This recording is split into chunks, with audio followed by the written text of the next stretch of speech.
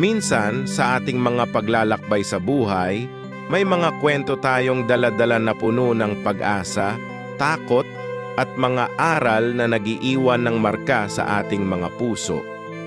Paano kung sa isang simpleng liham, mababasa natin ang kwento ng isang kabataan na nagkaroon ng matinding pagsubok, ngunit sa kabila ng lahat, ay nahanap ang liwanag sa dilim? Ano ang mga sakripisyo at desisyon na kanyang ginawa upang makamit ang tunay na kaligayahan?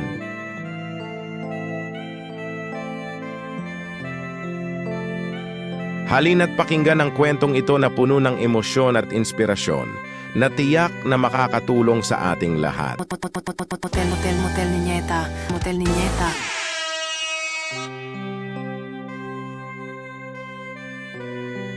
Dear Mama Nieta, magandang araw po sa inyo at sa lahat ng ating tagapakinig.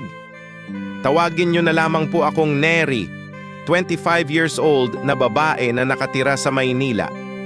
Ako po ay lumuwas mula sa aming probinsya upang magtrabaho at makahanap ng mas magandang kinabukasan. Sa aking pagdating dito, nahanap ko ang aking sarili sa isang maliit na tindahan na aking pinagtatrabahuhan. Ngunit sa likod ng aking ngiti at determinasyon, may mabigat na kwento akong dala. Lumipas ang mga taon at sa kabila ng mga pagsubok, nagkaroon ako ng lakas ng loob na sumulat sa inyong programa. Nais ko sanang ibahagi ang aking kwento, hindi lamang para sa akin, kundi para sa mga tagapakinig nating nakakaranas ng katulad na paglalakbay. Nagsimula ang lahat sa isang masayang pagkakataon nang makilala ko si Arthur, ang aking pinsan na nakatira sa Maynila. Siya at ang kanyang partner na si Ate Lorna ay naging malaking bahagi ng aking buhay. Sila ang aking naging tahanan sa mga panahong ako'y nag-iisa at naliligaw ng landas. Ngunit sa likod ng masayang alaala, nagkaroon din kami ng madilim na bahagi. Isang gabi, narinig ko ang pagtatalo nila ni Arthur na naging dahilan ng aking pag-aalala. Ang usapan nila ay tungkol sa isang bagay na naging sanhi ng hidwaan sa kanilang relasyon, ang kanilang pagnanais na magkaroon ng anak. Sa mga panahon ng pag-aaway, ramdam ko ang sakit na dinaranas ni Ate Lorna. Aaminin kong nag-aalala ako, ngunit hindi ko rin alam kung paano sila matutulungan. Hindi nagtagal, ako'y nabuntis ng aking kasintahan na si Alexis, pero hindi siya handang maging ama. Sa pagkakataong iyon, naguguluhan ako sa aking mga desisyon. Nais ko sanang ipagpatuloy ang aking buhay bilang isang dalaga, ngunit naguguluhan ako sa responsibilidad na dala ng aking pagbubuntis. Dahil sa takot, nagdesisyon akong hindi ipaalam kay Alexis ang aking sitwasyon. Nag-iisa akong humaharap sa hamon ng buhay. Sa gitna ng aking mga pagdaramdam, nag-alok si Ate Lorna ng isang hindi inaasahang solusyon. Sinabi niyang handa silang ampunin ang aking magiging anak.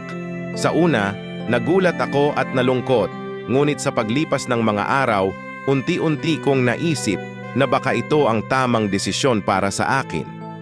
Nakita ko ang kanilang pagmamahal at ang kanilang pagnanais na maging magulang. Sa lahat ng hirap na dinaranas ko, sila ang aking kanlungan. Ngunit sa isang hindi inaasahang pangyayari, Mama Nieta, nagsalita si Arthur sa akin ng mga salitang nagbukas ng aking puso. Sinabi niyang siya ay may nararamdaman sa akin na higit pa sa pagiging pinsan. Sa kanyang mga mata, nakita ko ang pag-asa at pagnanasa.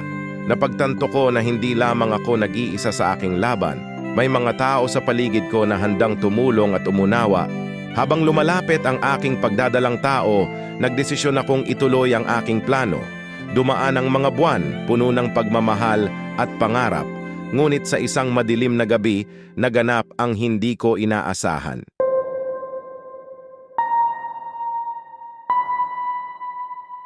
Isang malalim na sigaw ang aking narinig mula sa kusina. Si Ate Lorna at Arthur ay nag-aaway muli. Tumakbo ako upang tingnan ang nangyayari, ngunit sa aking pagdating, nakita kong si Ate Lorna ay dinudugo. Naging dahilan ito ng aking takot at pag-aalala sa kanilang sitwasyon. Kaagad kaming nagmadali sa ospital at sa mga oras na iyon, nanganak ako sa kabila ng takot at pangamba. Ang aking anak ay isinilang na kulang sa buwan at sa aking paglabas, natagpuan ko ang aking sarili sa isang mundo ng pag-asa at sakit. Si Arthur ay naroon, nag-aalala at nagmamalasakit at sa kabila ng lahat ng nangyari, pinili niyang yakapin ang aming anak.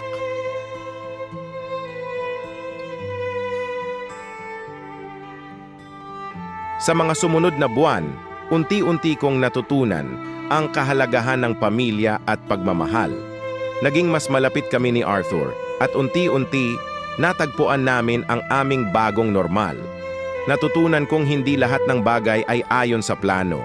Ngunit ang pagmamahal at pagkakaintindihan ang siyang nagdadala sa atin sa tamang daan. Ngayon, nakikita ko ang aking anak na lumalaki sa pagmamahal ng kanyang mga magulang. At sa bawat ngiti niya, nabubura ang lahat ng takot at pangamba.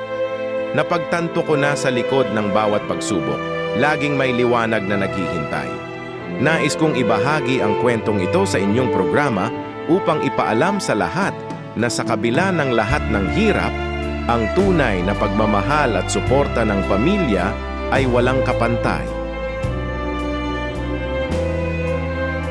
Sa mga tagapakinig na nakikinig ngayon, nais ko sanang ipaalala na sa bawat pagsubok, huwag mawalan ng pag-asa.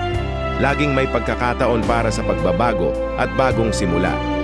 Mahalaga ang pagkakaroon ng mga tao sa paligid na handang magbigay ng suporta at pagmamahal. Huwag matakot na kumapit sa mga pangarap at patuloy na lumaban para sa mga ito. Maraming salamat, Mama Nieta, at sa lahat ng nakikinig, sana ay magbigay inspirasyon ang aking kwento sa inyo. Lubos na gumagalang, Neri.